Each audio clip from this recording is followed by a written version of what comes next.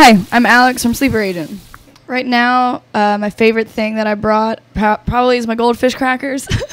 I've never eat them at home, and it just felt like such like a summer camp thing to bring that it really, like, when I'm having a bad moment, I'm just like, okay, yeah, we're gonna break these out, snack a little bit. It's on our bus, but I would share, given someone asked me for some goldfish, no problem. Well, I've never even attended a Warped Tour.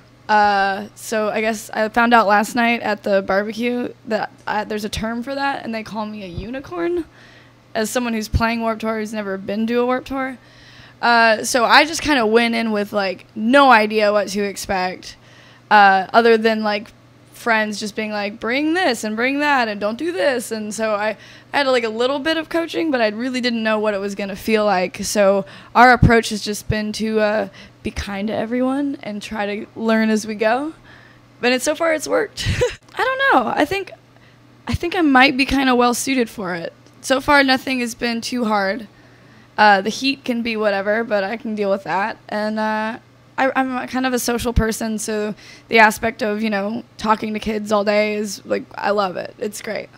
Well, this is only our second day, but so far, I mean, we've made a lot of friends with the people on our stage. So Pacific Dub, we made friends with them, and they're great. I actually met Echo Smith a while ago at South by, so they gave me a little bit of tips on how to do this. So yeah, it's been really good. I'm sure by the end of it, we'll have a ton of friends. Oh, South by is totally different than this. South by is very, like, I'm going to have meetings with, like, my label a lot, and I'm going to be this and that, and this is just all about the kids coming out to see music. South by is more about, like, who's in the room seeing you, and that's not really what this is at all. I would say it's more fulfilling knowing that I'm going to walk out of every show knowing we probably gained a couple fans for, you know, like, because that's what these kids are. They're music fans. South by, I don't know. I could have just played to a bunch of, like, marketing executives, and they aren't really listening for music for the same reason. So you don't really have that doubt here. We have 2 albums of material now, so we kind of decided to pull from the heavier side of it, just mainly because that's fun to play a energetic 30-minute set. Because when you're doing 30 minutes, you know, you don't really have moments for things to settle down. Otherwise, it's hard to get the momentum back. So that's what we did. We just, like, let's just go all the way the whole time. I would almost say all of them. The writing process for this album was so different. Instead of just, like, throw and go, like, there, the song's done, recorded, it's over. We picked apart each song, but Eat You Up probably went through, like, 12 different versions before it is what it is. Like, it was, like, kind of slow and croony, and now it's like a dance pop song. It's so weird. Like, maybe I would love to do something with all of our old demos. Yeah, I actually even have footage from 2010 of the first time anyone ever played the riff 4 waves. Like, it was just us sitting in the studio making the first album, playing on this, like, acoustic guitar, just all laughing and just, like, messing around, and then that became, like, the single on this record. So it's really funny. Of course, I look up to, like, a lot of women in rock who are awesome, like Ronnie Spector.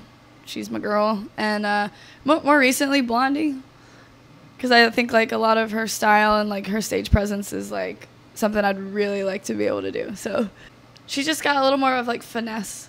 Like, I've always just, as a performer, just been like, I'm just going to move around the whole time. And that's great, and I love doing that. But then to see her just, like, be able to be coy and, like, control a crowd just by, like, little movements, I'm like, that's even harder. Like, I want to learn how to do that, too. So, well, right now we're planning a headlining tour, but I can't announce any of that right now. We're going to be doing some radio shows throughout the country. So, yeah, you can check it out on sleeperagentmusic.com/tour. Yeah, I definitely am not going to, I mean, I love how well our first single did, and there might be another one in the works, and I really am really excited about that. Yeah, so I'm really looking forward to, like, the next few months, for sure. I don't know. It's hard to think, because, like, I don't think you can ever, like, have a set idea of what it is, because then what happens when you reach it? So, I mean, I feel like I kind of am already, just the fact that I can do this for a living without having to, like, work at Wendy's is amazing. So, like, I'm already there, I guess, because that's all I want to do is just this, and just be, like, trying more. That's all I want to do.